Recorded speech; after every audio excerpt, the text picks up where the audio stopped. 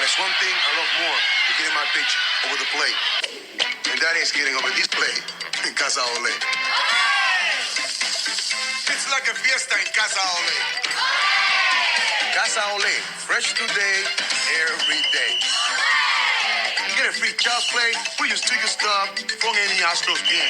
Casa Ole, fresh today, ole, every day. Casa Ole, ole. It's episode 190, which is the number of playoff games the Astros have won in the last 6 years. Yeah, I saw that your tweet, which is a seeing stuff like that, it like the just numbers on the page where it's really a reminder of how great they've been for the last, what was that, since 2015? Your thing Since 2015, yeah. I'll let me pull that up. Yeah, just showing in comparison to the all the rest of the teams in the league, how many playoff wins. It's just like, I mean, it's not even up for debate. I've seen the dynasty debate on all over Twitter, and it's fun for the haters and everything, but it's definitely undeniable at this point. All right, so I do want to talk about that. So, but before we do that, 2015 to present playoff wins by franchise. Houston 56, Los Angeles 47, Atlanta 23, the Yankees 21, the Cubs 19, the Red Sox 18, Cleveland 16, Tampa Bay 15, the Nationals 12, which pretty sweet to have gifted them a third of their playoff wins in the last decade at home in one series. Kansas City and Philadelphia tied at 11, Toronto 10, the Mets 9, the Padres 8, the Brewers 6, the Cardinals 5, the Giants 4, Oakland 3, Arlington, the White Sox and Mariners 2, Diamondbacks and Rockies 1, Anaheim, Baltimore, Cincinnati, Detroit, Miami, Minnesota, and Pittsburgh 0. Minnesota been there so many times, but can't get it done. Can't win a freaking game. So, I mean, one thing to note is that, I mean, yeah, the Dodgers are closest. But the third and fourth place, Atlanta and New York combined, don't have as many playoff wins as the Dodgers or Astros. Wild. In the last 8 seasons. Absolutely wild. That's nuts. Absolutely insane. But yeah, if you're constantly winning pennants and getting that extra, getting those extra series, I mean, that's gonna add up, and it clearly has. So yeah, Washington's 11 wins are, all from 2019. That's so yeah, because the Dodgers, they lost a World Series, right? The Red Sox got them in 2018. Is that right? 2018, the Red Sox got them. Yeah, and then they won a fake one. And lost to us. So they're basically, the Dodgers are just the Astros without the championships. Yes. That's exactly what that is. It's just crazy to the number of teams that have in let's see, 15, 16, 17, 18, 19, 20, 21, 22, 8 seasons have 4 or fewer playoff wins. Like, that's, if you've got 0, like, you need to talk to your front office and you need to call your representative. You need to get the Senate involved in helping you figure it out. I think the expansion will help with that some, and some organizations like Baltimore and are on the right path. But I mean, Baltimore is on the come up, yeah. Do you think the Miami Marlins ever even have a chance for another one? Well, I mean, they made the playoffs in 2020. But the NL East is it's such a behemoth that doesn't count. Everything has to just break right for them. They've got some talent there, but that talent usually gets poached. So we'll see. Yeah. But who cares about any of these fucking loser teams? Who cares? There's one team that is the champion of all champions. So let me ask you this: do you consider the 90s Braves a dynasty? Yes. Okay, so that leads into this question. Are the Astros a dynasty? Unquestionably. I think so. I think the second World Series puts them above the Braves. I would have had a hard time considering the Braves a dynasty before this little postseason run of postseason success, I think, is probably the order of words that I meant. Right. Yeah, I think No, go ahead. Well, I was just gonna say. I mean, the Braves got one championship. Mm-hmm. Yeah, I mean, I think, and we've talked about this before. Baseball is kind of different. I think that that constantly being in the World Series and winning pennants is more of a testament to your team's consistency as being great than actually winning the World Series. I know that seems counterintuitive, but it's different than Super Bowls and different. You don't win back-to-back championships in the as much in baseball. It's a different sport. So the Astros winning all these pennants and being in the World Series, and then booking them right now with 2 wins is insane. I mean, nobody else done that unless we're talking Murderers Row or Yankees. Yeah. And I don't the steroid Yankees. I don't really respect that as a dynasty because they cheated more than anybody else. But yeah, I think that you have to. And the Braves were consistently the best team in the National League. And we're right there to have a chance to win World Series and just couldn't get multiple ones. But that happens. So, yeah, I'd consider them a dynasty. Not as cool as ours. It's definitely not as good as ours, but not as cool as ours. I do think that the Astros should have won. I'm okay with losing one. That should have won one of the Braves. Think about who 2019 we should have won. The Braves got us. I don't think we win that series, but 2019 will forever. They're going to win. We're going to win another one. So I'm going to just get that out of the past, but that would haunt us. Because if that one comes through, then we're talking about just an absolute juggernaut, which they are a juggernaut. I don't think they're a juggernaut. The same team, but that's something that just changes the whole narrative somewhat. I think 2019 was just a cursed year and should have told us what hell was coming down the road. But true. 2021, I think, was more about injuries, and it's more about who the Astros didn't have than who the Braves had. Agreed. You didn't have McCullers. You had emotional Framber, not stone cold killer Framber that we've got now. And the Braves were on one. They were just on one. It was one of those things. It was just one of those things. I mean, And you can say the same thing about the 2017 Astros, that the guys that they were running out there, like the 2022 Astros would beat the 2017 Astros in 5, maybe 4. Maybe 4. Yeah. I agree. So yeah. I mean, maybe the 2017 is the one that where the Dodgers just got and game 5 circuit swings things. I mean, that was as much of an even series as it goes. I mean, it's a coin flip series as it is. So yeah, I mean, I think that the Dodgers they got God. There was some Dave Roberts mismanaged it. Yeah, he did. Very, very, very similar to what I would say what Thompson did, but it was class. Well, it was class, and they weren't the same class as the Astros, and that eventually proved to be the case.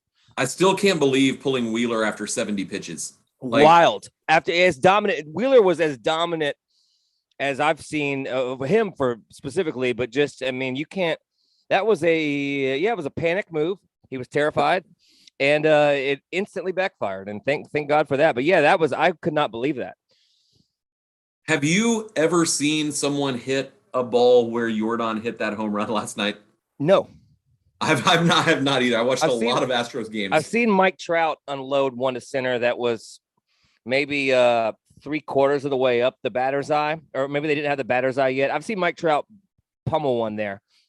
And then there was that Richie Sexton home run off the foul pole when it was there. Oh yeah, I remember that. But nothing was like that thing was. I'm still surprised that it's only 450.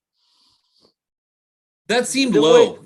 I mean, I'm sure the math is right. I'm sure the nerds have got it right. But just as that wall's as high, almost as high as the Green Monster, which is 315 and left, and it just sails over that to dead center. I mean, that's an absolute missile. Well, it was. So I was watching. There was on YouTube. There was sort of a World Series highlight where they went through all 6 games and did sort of the highlights. And no, I don't know. That wasn't what it was. I was watching some like Astros postseason highlight package that was on YouTube.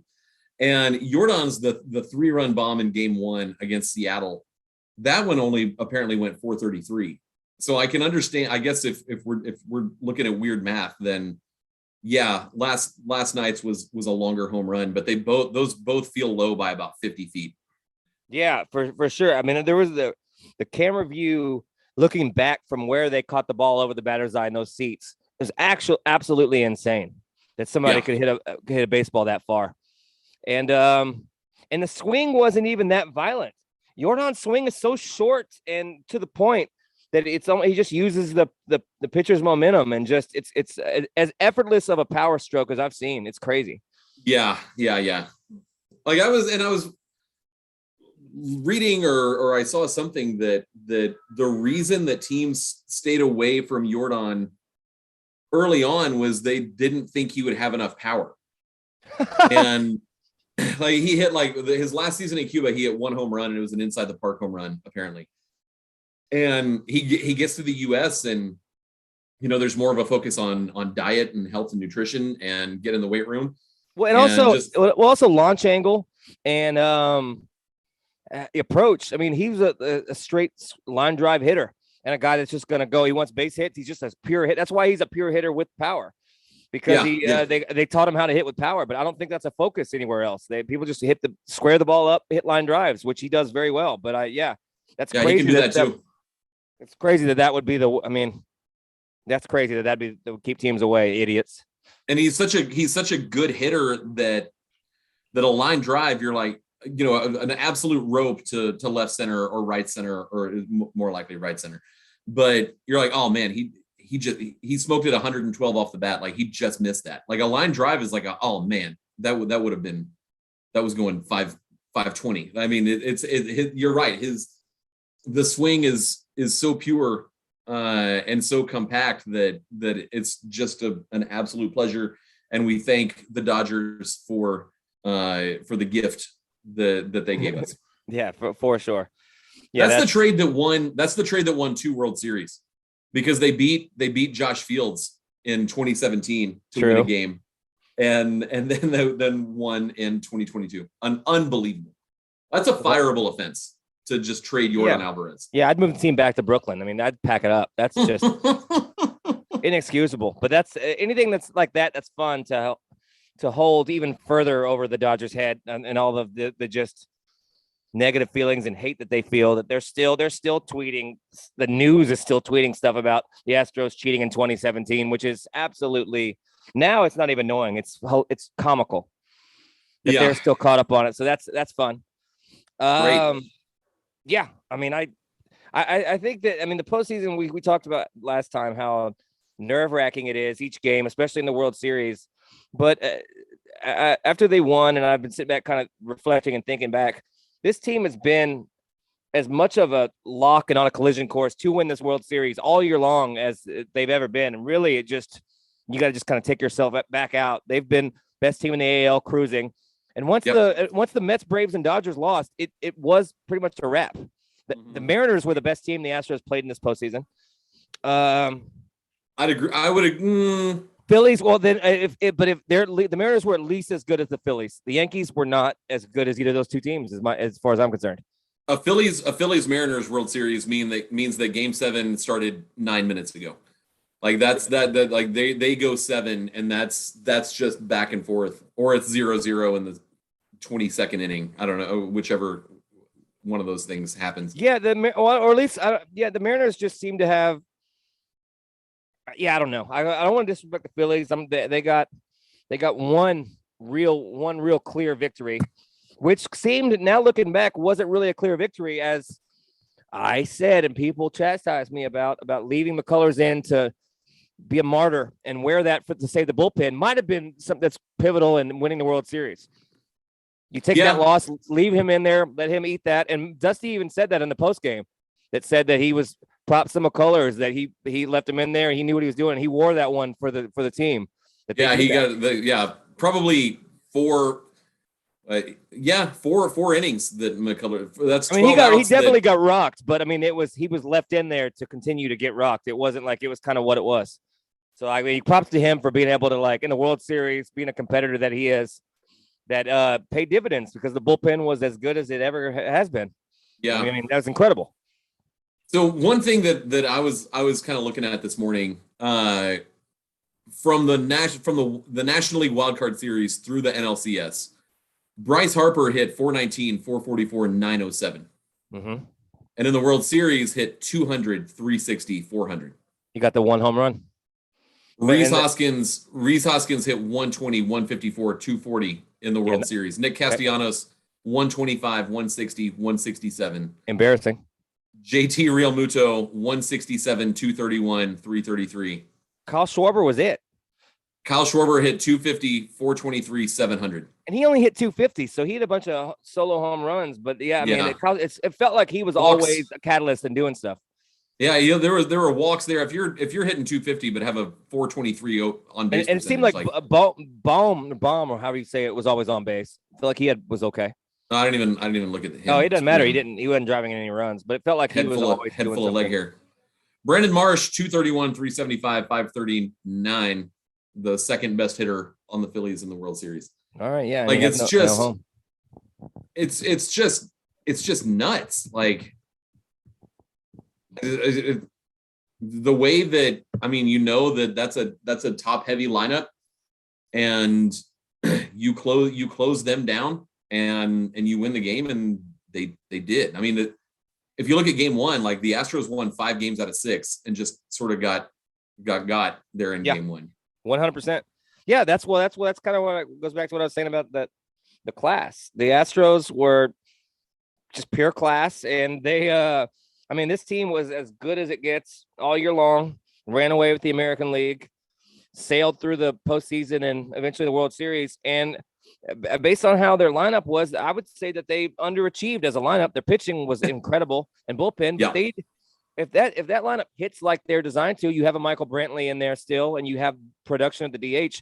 They absolutely mowed through everybody. They may not lose a game in the entire postseason. And so they were winning close games like they were designed to do, but the bullpen was locked down. The starting pitching was all-time great, and you got timely hitting, and that's what a class organization does. They didn't panic, and they're great. Framber Valdez threw 12 and a third, 6 hits, 2 earned runs, 18 Ks, 5 walks. And he didn't really have it. I mean, he did. He reeled it all in, but he was wild, throwing some. He was a little bit wild, a little bit. Yeah. He kind of. Well, the strike zone was weird. Strike zone was weird last wild. night. Yeah, that Barksdale really was not great, but it wasn't. It wasn't not the first Lance B to screw things up at Minute Maid Park. True. And we don't know his stance on the LGBT community, so we don't know. So you got Framber. Yeah. Framber out there, just real quick. Ryan Presley, 5 2/3, 2 hits, 1 run, none earned. Please. 5 Ks and a walk. Brian Abreu, 5 innings, 1 hit, no earned runs, 9 Ks, 2 walks. Rafael Montero, 4 innings, 2 hits, 1 earned run, 4 Ks and 3 walks. I mean, you've got Urquidy and Garcia that made 56 starts in the regular season and pitched a combined 3 2/3 innings in the World Series. Like Hunter Brown didn't pitch. Stanek pitched an inning. Yeah, it's always interesting to me how how it gets just like crushed down and real concise with who's condensed, I guess would be the word to who's getting used. I mean, that bullpen all-time Brian Abreu, as great of a postseason as maybe any reliever ever. I mean, as dominant as it gets. He shoved. I mean, all the time. Like, and at no point were we like, oh crap, it's Brian Abreu. But like to go from like an Abreu, like I don't know, I felt like Abreu was used sparingly throughout the year. We're seeing Stanek, then all of a sudden it flips, and Abreu's the high leverage guy. That's all of a sudden other than Presley, the dominant guy in the bullpen, and not to be anything against Neris or Neris was clutch as hell, and Montero too. Montero scared me all year long. He had electric stuff, but Montero just would. I don't know. There's something about him that just terrified me, but he kept it all together for the most part. They gave up 5 total runs the entire postseason. Is that what it is? Something like that. And Montero, wild. I think Montero scared us because we're like, wait a second. We traded Joe Smith for this guy. Like this is because I mean the Toro for Graveman thing that feels like a straight up trade. And then the Smith for Montero was like, we'll unload this terrible contract for your terrible contract. And Montero worked out way better than for Houston than Joe Smith did for Seattle. That seems like a typical Astros. We know something you don't know, idiot. we're gonna take the guy that you think's garbage, and all of a sudden it's gonna take a couple adjustments, and which is what they've done. I mean, they did it with Charlie. They've done it with Charlie since Charlie Morton. They've done. No, Colin McHugh. We see something. We see. I mean, even Ryan Presley was good with the Twins, but they're like, no, we see. And he was what he was. Presley was just barely closing. Was doing some setup and stuff, but didn't quite have it all together. Like, no, we see a guy with high spin, and we see they just would see the potential, and we're like, no, we can change this, and they've proven that. I think I want to go on and say that Colin McHugh started that off. For sure, yeah. Here's the guy that in come on, now's not the time. Baseball Reference. With New York, he had a 7.59 ERA. Actually, New York, he had a 8.26 ERA. That's not great. Parts of 2 seasons. He goes to Colorado, 9.95 ERA. Yeah. Comes to Houston, and in parts of 6 seasons, 3.63 ERA. And I mean, it's just the ability to sort of find those guys and turn them into something absolutely unbelievable. You know, that's and with McHugh going from the rotation to the bullpen, and that's sort of where he's been kind of ever since.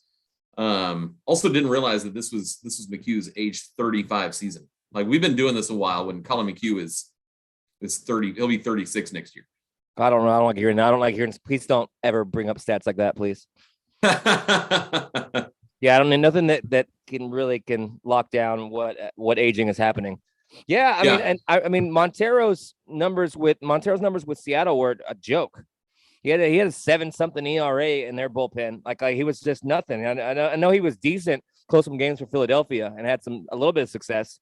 But I mean, Seattle was like, nah, we're good. We don't need anything. We're fine. Or was he with Philadelphia first and Seattle before that? I don't remember. No, he was with the Mets, then the Rangers, then the Mariners, and 2021. Neris was with the Phillies. Neris was with the Phillies. That's what I was thinking. With Seattle, he threw 43 in the third innings in 2021, 7.27 ERA. Yeah, that's what I thought. 1.64, and then comes to Houston this year, and it has a 2.37 ERA with a 1.02 WHIP. I mean, it's just a complete, like, he didn't throw a career high number of innings because he was a starter in 2017 for the Mets, and then he didn't pitch in 2018 probably because he was hurt, because they made him throw 100 innings more than he threw in 2016. Typical Mets. But I mean, you're talking about a career 4.64 ERA, and that includes the 2.37 that he put up in Houston. 2.18 if you want to count the 4 games that he pitched in the 2021 season. But you got to come in and pitch all those. I mean, and he was in a ton of high leverage situations on the biggest of stages with the highest of pressures, and came through. So shout out to him. That's been the story. That's been the story. So I mean, it's pretty exciting, and even though the World Series is obviously, this is a celebration, we love this. It's it puts some stuff from 2017 for some people to rest.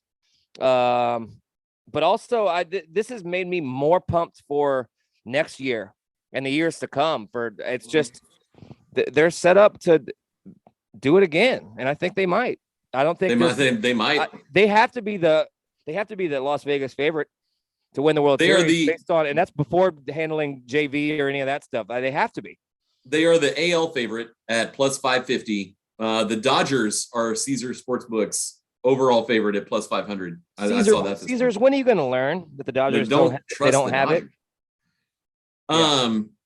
You bring up an interesting point, because, so I mean, obviously, I think the Astros will bring Verlander back. Like, I think Crane will make that happen. Well, did you see that? I don't know. I don't remember who tweeted it, but there was somebody, a news source, I wish I could remember who it was, tweeted that they had a quote from Crane that said that first thing that he's doing tomorrow, but other than getting ready for the parade, is to call up JV and see what he wants to do. Which is absolutely correct. And That's the right call. And probably hopefully the next call is to Dusty Baker because I'd like to see him return. Fuck it. You want to go? Would you go Dusty over? I mean, I think if Dusty wants to come back, he'll come back. But I'm ready for Espada to get his shot. I want him to. If that's the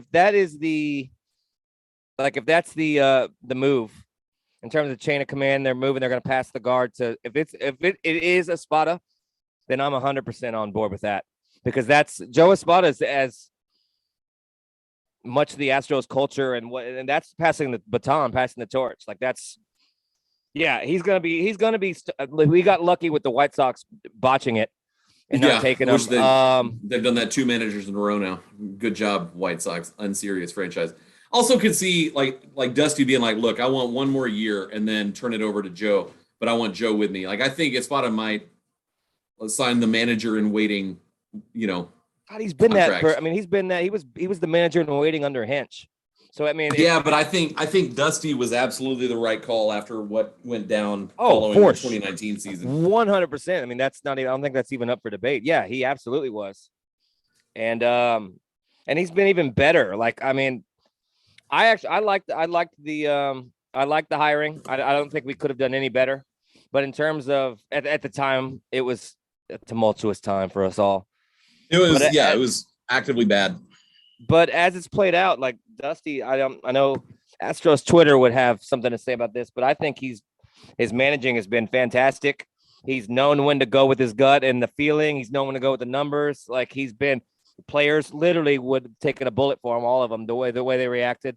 It's as great a story, and I'm stoked for him specifically. But that's best thing for this franchise as well. I mean, I think he's as important as any of the players. I don't know. Yeah, he's been clutch. Just little things like I read that he stopped at St. Patrick's Cathedral and bought rosary beads for Mancini when he was struggling. Just little things like that Mancini was like, man, that gave me some extra confidence. Just like, yeah, he's the man. Those are the little things that, honestly, like I try to do that with the soccer team. That it doesn't matter. Like your strategy, of course, it matters. But if they think that they're expendable or you don't care or whatever it is, that having the personal connection with an athlete that can make an entire that's a culture that has been built in Houston. I think Hinch did a decent job of it, but I think Dusty's kind of taken it to the next level. Yeah, well, I mean, I would argue that all of the you're right, the prep, the strategizing, the literal between the lines, the baseball, that's one thing. But I think and this applies to even to you as well. I think the sports psychology of it, the building people's confidence, just knowing that they've got somebody supporting them and stuff. I think that's as instrumental as anything that's like, hey, do this on this play. You got to do that and do this. Keep your head down or whatever. Like just knowing somebody's got your back and supports you when you're at your lowest, you have zero confidence. Just to have somebody be like, no, we know what we know that you've got it like that pays dividends, So what did you make of? I don't know if you saw Jeff Passan's story, who Astros fans love to hate. I did. I read it. Absolutely beautiful piece by Passan. Partially beautiful. Partially beautiful. But he did mention that there was an agreement between the Astros and White Sox to send Urquidy to Chicago for Wilson Contreras, and Crane shut it down. Dusty mainly. It was really Dusty. Dusty. He trusted. Crane went with. Dusty shut it down, and Crane was like, whatever Dusty says. Well, at first I'm like, what the fuck? That's wild. That would have been the DH. That would have handled that would have really plugged a hole. And then I saw Dusty's comments that were like, no, Urquidy was pitching well at the time. Contreras is a free agent, would have been a rental, and that those players are me, and they're not. And he just goes, that's not what we needed at the time. And like that's the kind of shit that wins you a World Series. Like, and I'm 100% with them. Although that would have been nice. That seems like a pretty good deal.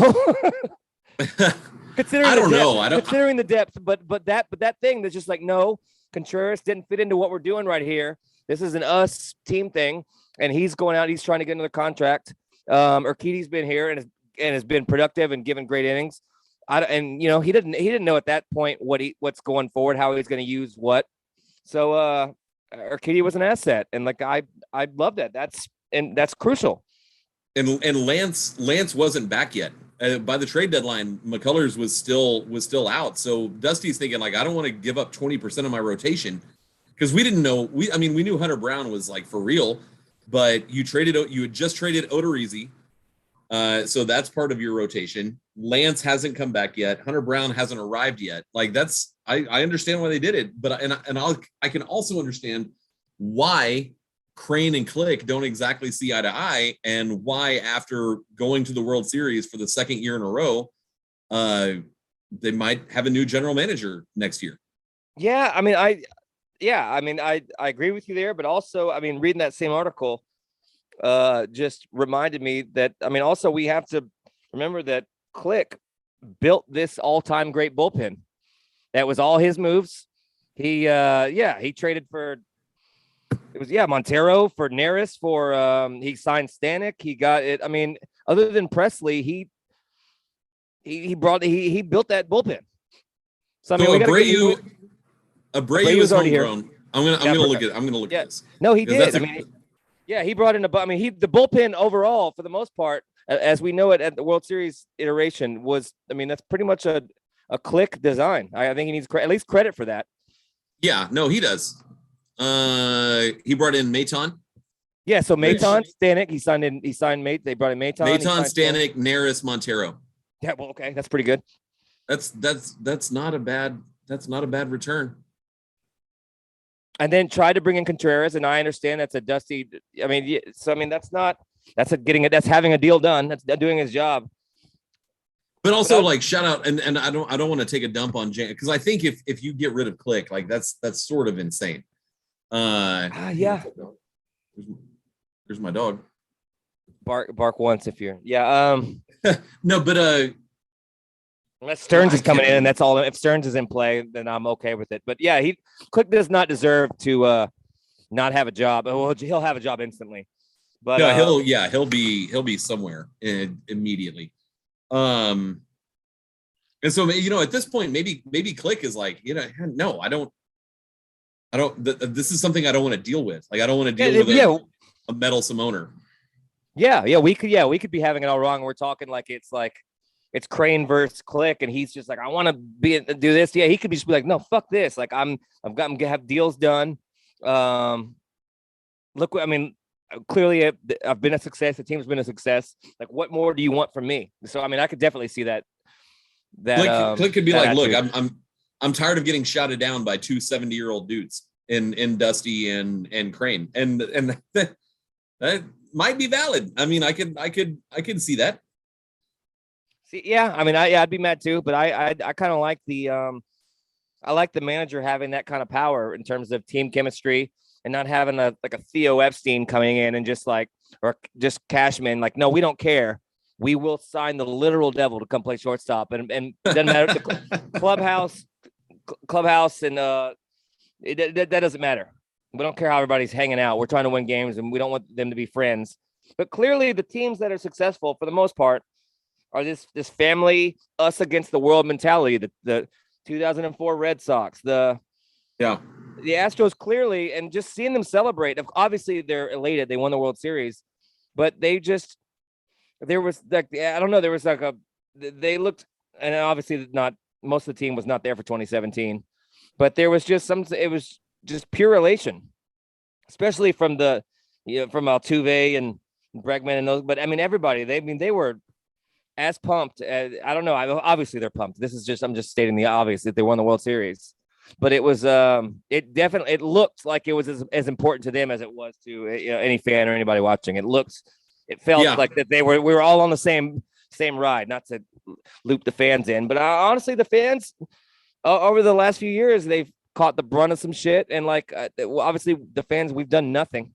We didn't do anything on the field, but this one was big for Astros fans. We were part of it. We, we had to deal with all that nonsense. And like, it was a validation or vindication for the Astros, the fans as well. Yeah, no, it was. This was the fans World Series. I don't know what was sweeter, this one or 2017. This one for me personally, this one was a little bit sweeter. And only because I had context and I had a whole, I had the whole story. I had the 2017. I have the thing hanging over. I had the journey and the peaks and valleys of losing the World Series. So I mean, I think that it's just an amalgam of all that stuff came to this. And I, instead of rioting and being a psychopath, I decided not to. I was just like, I came home and I would just watch post game stuff and just kind of took it all in. It wasn't 2017 was a blur, an absolute blur. Didn't you know what I mean? So like this.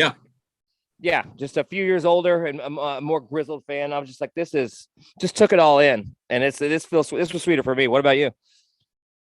Yeah, no, 2017. I mean, we talked. It was just that was baseball cocaine. Was the 2017 World Series when you had the storm too? So that's That was, I mean, I don't think. Let me take a look. I don't know that any of those 2017, none of those 2017 series were terribly easy. I mean, it was 7 games over the Yankees, I guess. Yeah, and we were losing. We had to come back and win 6 and 7 to win that series. Yeah, the ALDS was 3-1. The DS has been easy beasy, pretty much. Yeah, that's the entire every year. The ALDS is just an extra regular season series. Right. But yeah, with the Yankees in 2017, I mean, we know now that like we own the Yankees. Remember we went to New York and didn't get a hit. Yeah, we went to New York up 2-1. So it was 2-1 Astros in game 1. It was 2-1 Astros in game 2. I don't remember that. I'll need to go back and watch those. We had the walk off where Altuve should have been out by a mile at home, and fucking idiot dropped the the catcher dropped it. It was 8-1 Yankees in game 3. So that's 2-1. That was McCullers' start. Yeah. Yankees win game 4, 6-4. Ken Giles gets the loss. Yeah. Keiko gets the loss in game 5. It's 5-0. So it's 3-2 Yankees coming back to Houston. Yeah, you blow a 2-0 lead. So yeah, I mean, it was the opposite of 2019 World Series, but we had to come back and win game 6. Yeah, because I was at game 6. And 7-1 Verlander win. Yeah, we sailed through game 6. It was a party. It was fun. And then because I'm with my buddy, and he was like, "I'm buying. We got to come back." So he bought tickets like on the spot to come back for game 7. And game 7 obviously ruled. Got Evan Gattis hitting home runs and that Springer catch. That was very memorable. I mean, I don't want to take it away from 2017. It's just no. This one's sweeter, for sure. But and I mean, equally stressful. I mean, yeah. I mean, yeah, it was. I mean, the games were all. I mean, they weren't. I guess they weren't all close, but I guess with a no hitter, it doesn't matter if you're up 5-0. It's the World Series, and with that team, after we had from game 1, you skip like that. We're like they can score 5 runs. We've seen them do it. That can't happen. Yeah. And then the bombardment the game before. But that Dodgers series was an all-time great World Series. It really does suck. It does suck that that's quote air quote tainted. I still don't consider that tainted. I consider that an absolute legitimate season and World Series. And it sucks that other people do, because that Dodgers series was an all-time great. Well, I think if Dodgers fans had the mental capacity, they don't to be like us in the 2021 World Series and be like, man, we just kind of ran into a buzzsaw. Like that was sort of cursed from the jump, with Soler's leadoff home run in game 1. If they could sit back and be like, man, we just got like that's the appropriate response to 2017. Like that was insane World Series. You don't have to like it, Like, I don't like the 2021 World Series, but I can at least admire that the Braves went out and did a job. You know, that if you can sit back and say, like, in 2017, the Astros, and they just had one more big hit, you know, than yeah, we but did. but they think that the cheating thing they're hung up on that, and they're not. They think they weren't doing it too. Well, they were, but I mean, I don't think anybody was doing it at that point. At that point, it kind of been the Astros that stopped doing it up until that point. So it just sucks that like that. Yeah, they can't get past that, and they're hung up on that aspect of it. And a lot of people have. I've just been seeing a bunch of. It's honestly, it's really a loser mentality that these people like. Just, I mean, I guess I get it. You're looking for an excuse, but just, I don't know. I literally could never, no matter the circumstance, no matter how much I hate the fan base of the team, could tweet something like, "I'm nauseous. It makes me sick to see this team." I mean, I would never ever. I don't care if the Yankees win. I don't care who. I don't care. I'll be like, good for them. That rules. Just like that attitude. I don't even understand it. I don't understand it at all. Just that angry and just like, oh, well, they're cheating, so they never could do it. Like, that's just such a terrible, terrible way to live your life and terrible viewpoint. So I mean, so it makes it sweeter as we move on that's still lingering around, because it's clearly not the case with the team or with what's going on. It's not based in reality. So it just makes it a little bit sweeter, but it's just crazy to me that's something that people are thinking, and it's affecting people that way. Like, it just makes me sick. The Astros, like, I mean, come on. Yeah. I don't know. Sorry. Do you bring, and we can start to wrap this up. Do you bring Mancini back next year? Yeah. Do you bring Gurriel back next year? We talk about it. See what he wants to do. Do you bring Brantley back next year? Absolutely, I bring Brantley back. With the emergence, I guess that would let you put Chaz maybe in leave him in center, have Tucker. You split the DH in left field with Brantley and Jordan, with Brantley coming back. Yeah. And Verlander, of course, if he will re-sign, then you bring him back. Well, he will re-sign. So if you can get a deal done that you're both done, there's no reason. He's definitely not done. Does anybody else think he's done? I don't think that's no. a Tom Brady thing, and I know Tom Brady's having a little bit of trouble this year, but it's not because he's dropped in what is able to do. No, JV's still got a couple left in him, and yeah, the team's set up to.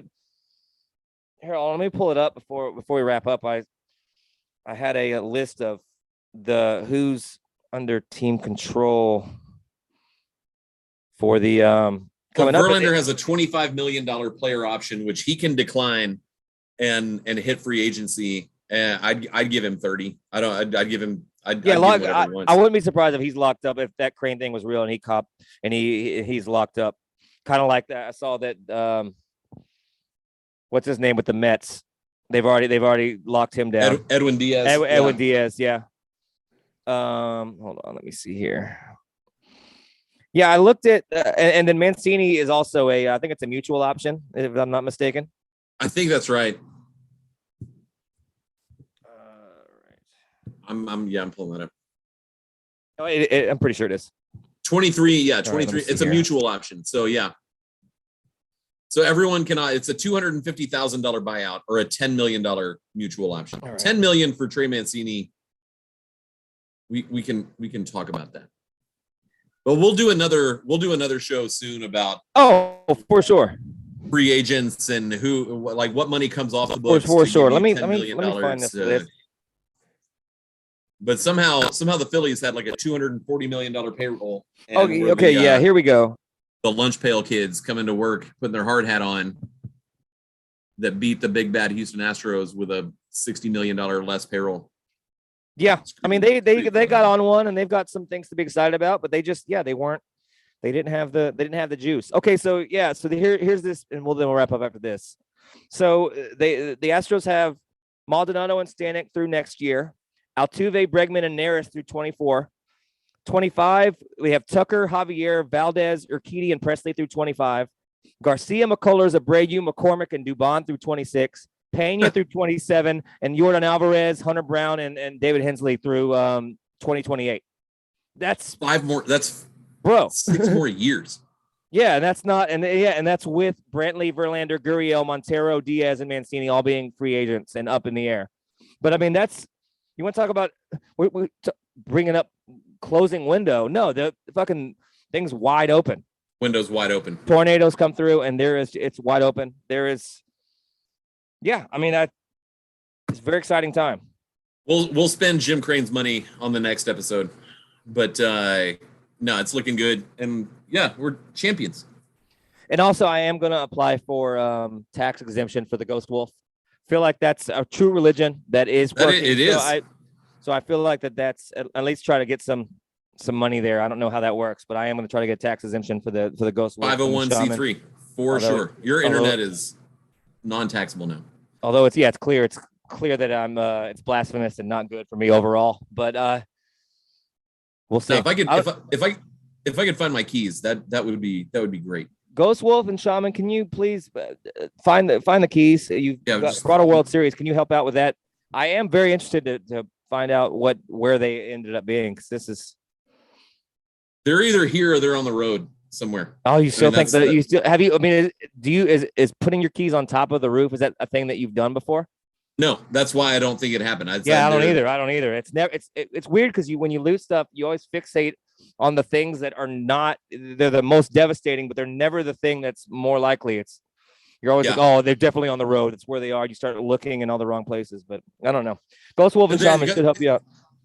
That didn't happen because my car's still here. Like, we live in a part of town where, like, if I lost my keys a block from my house, like, someone would have figured out that that's my car and they would have driven off in it. And, just going down the block, just unlocking and trying to get in. That's pretty funny. That would have been that. So they're here. I just don't know where. It's not ideal. You'll find them. We're world champions. This rules. I don't know if I'm gonna go to the parade tomorrow or not, but if I do, I'll try to get some content. We'll try to get something going, and we'll reconvene soon. Let's try not to do as long as a hiatus as normal, but definitely we gotta take a breather after this postseason. It's been stressful as hell. Stressful as hell. Did it? Freaking did it. You and I did it. We did it. You and me both by ourselves. Yep. Champions. To all you listeners, we love you a lot for sticking around, because Lord knows I wouldn't have. You guys rule, and we love you. And this rules. Yeah, we get. I mean, honestly, this season aside, I would say we are responsible for this dynasty. I mean, the podcast has existed, and they've only been incredible. So 2016 aside, that was just the first year getting into it. So I don't know. It's something to be at least be studied and looked into. Once we hit our stride, that's when they started winning pennants. I can't say anything against that. All right, buddy. We did it. World champions. Good looking out. All right. I'm going to stop this. But it's one thing I love more than getting my pitch over the plate. And that is getting over this plate in Casa Ole. It's like a fiesta in Casa Ole. Casa Ole, fresh today, every day. Get a free child's play. We use ticket stub from any Astros game. Casa Ole.